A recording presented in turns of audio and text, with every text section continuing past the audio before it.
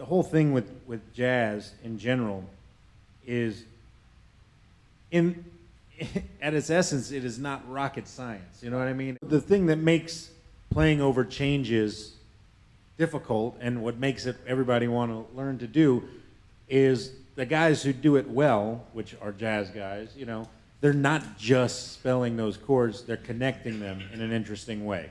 So that involves chromaticism, turnarounds like 2-5-1 turnarounds and things, you know, diminished scales to get from one chord to a next. It's all about creating that, just that same tension, just like when you go from a 1 to a 1-7 to the 4, you know, it's creating motion from one chord to the next, and that's all those guys are doing, just in a more sophisticated way. They're still spelling out the chords exactly the same way he just said with the chord shapes.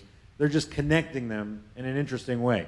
And when I was a kid, basically the same exact lesson I was taught was, I was sitting with an old dude who played more jazz, and I didn't know, you know, how to get out of the box or whatever.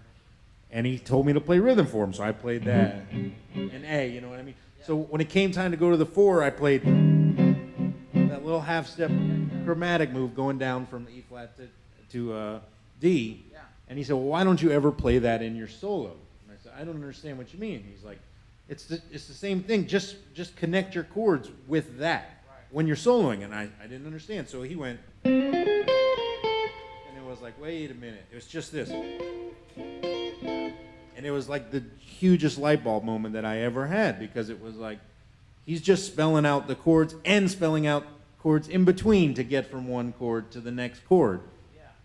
And it was it was just chromatic, but it was like he just spelled out the chords. So then he said, what else do you do? He went to so he's on the 4 chord there. So he told me halfway through the 4, you know, to go to diminish, or halfway through the 4 to go to 4 minor. And he said, you play that in your solo. And it was like, wait a minute, it's so simple, you know? It's just spelling out those chords in an interesting way. And the thing that jazz guys do different than a rock guy or a blues guy is they just connect them better, you know, in a more interesting way. 3,